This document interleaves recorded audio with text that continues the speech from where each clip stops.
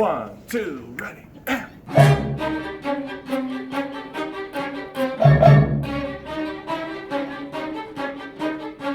It's loud. It likes being loud. It seems to have forgotten that melodies are a thing, or at least dropped it on the way here. It has so many moving parts, and it has so many pieces that fit together.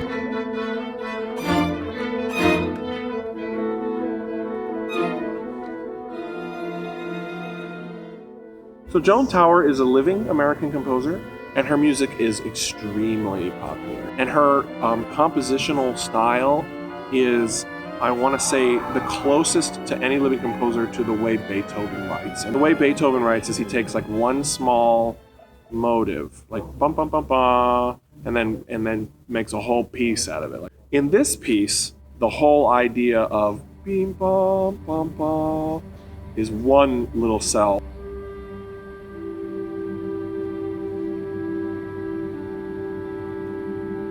And then the other gesture is the rising scale, the ba-dee-dee-dee, that sort of figure within the song.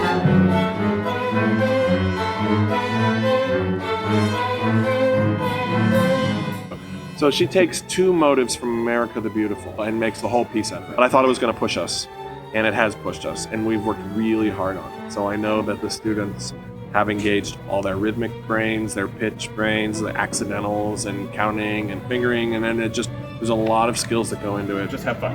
You don't lose at least 6 bowers, you're not... Yeah, that's right, yeah.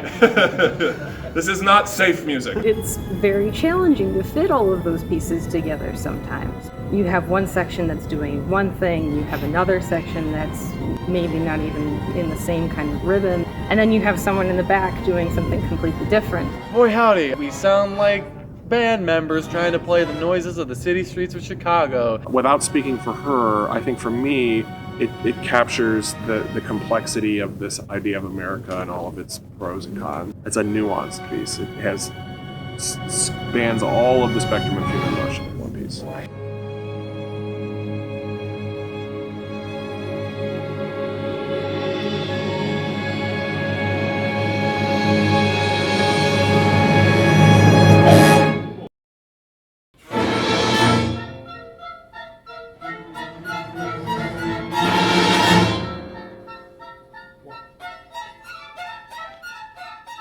It's just so different than anything I've ever played before. It's so abrupt in a lot of ways. It is loud, it is crazy, it is questionable, and it is modern.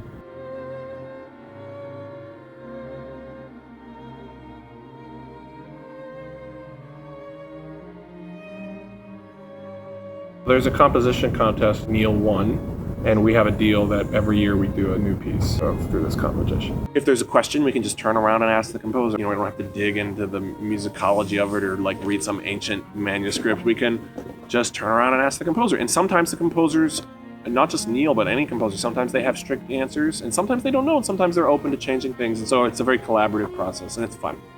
I don't think I ever played a piece with the composer in the room with me before I joined MSU Concert Orchestra. Having him standing like right up there with the score that he made in his own hands is something really special. For example, if Tchaikovsky was in the room and you were practicing his piece and you were getting wrong notes all over the place, it would just be, disgraceful almost. So, it's kind of the same thing.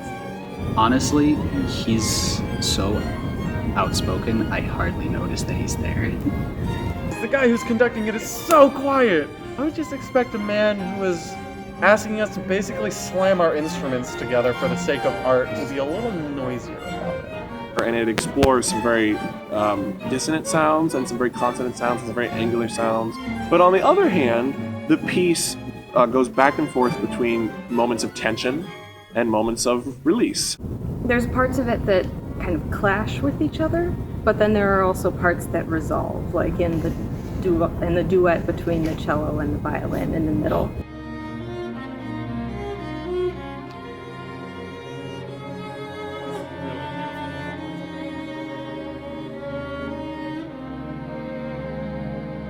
I hope that the audience responds to Color and Clangor as I have after months of playing it. Color and Clangor has given me Stockholm Syndrome. I'm starting to enjoy it.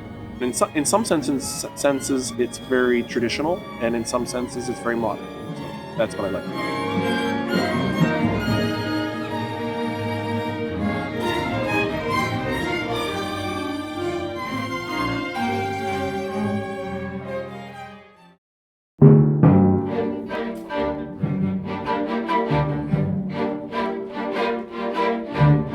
Danzon number 2 is my favorite classical piece of all time. I love Danzon. I love it. Yeah. I love it so much it's hard to say why. It's a really nice song. Yeah, it's good. Listen to it. Well, like so many other people, I've heard this with the Simon Bolivar Orchestra conducted by Gustavo Dudamel, and it's one of those pieces that you fall in love with the moment that you hear it. Being a dance piece, there's so many elements of this music that, captures your imagination. You can hear people dancing through it, you can see people dancing through it. I think it's so important that we get that dance rhythm. It's so easy for us musicians who are accustomed to playing so much of Western European music to play things like this so square, and for us to capture that dance feel and this correct style. And I think the musicians are doing really well with it. It's got all those because getting those weird accents in, it's because they're offbeat accents, and it's weird. It's good though. It's the kind of piece that makes you want to get up and dance as you're playing it. It's just so much fun. Danzon number 2, it's pretty good. I'm gonna like it. I'm gonna remember having played it a second time and having completely forgotten how to play the last page. I hope that we just have a lot of fun playing it. In programming this piece, we've programmed it as a celebration for the end of the year. And I'm proud of the variety of repertoire that we've played. This is something that I think we can all kind of just sink our teeth into and just have a lot of fun and very accessible for the audience. And the music itself is awesome, but I think for me what makes it even more special is the people that I get to play it with. I consider everybody in this group my good friends, and so an opportunity to do this piece as my final concert here at MSU means a great deal to me. I just hope that, it's a big old party.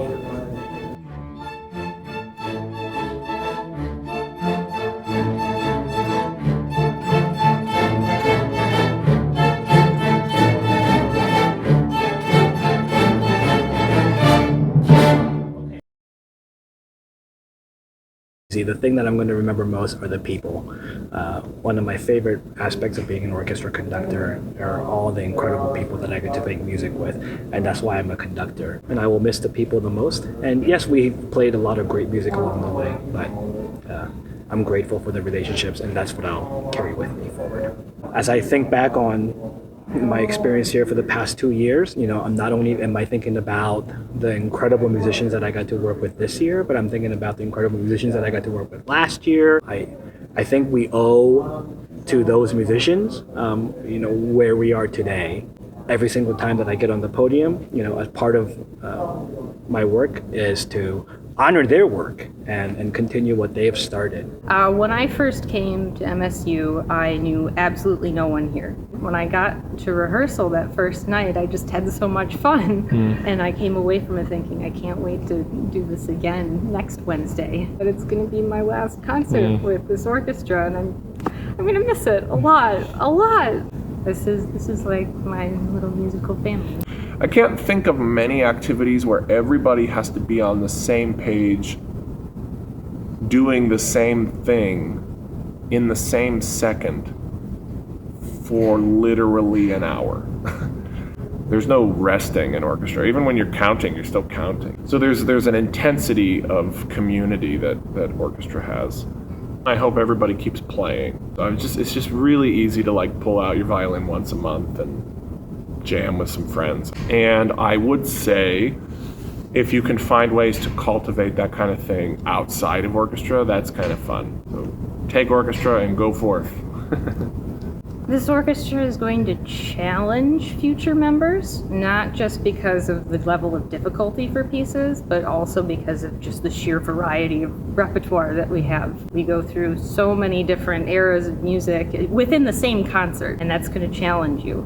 But to all future members. I hope that they find their own musical family, and I hope that they can find a little home away from home. This is an incredibly special orchestra and organization. It's a gathering of passionate people who love to play in orchestra, and so it really gets me going, and it picks me up and it inspires me to be a better musician for themselves.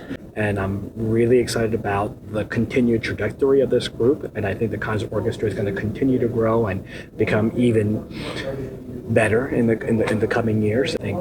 And then the returning musician and the new musician, and I think it's just the sky's the limit with this group. So I'm really, really excited, and to the future members, I guess I want to say just embrace that, have fun.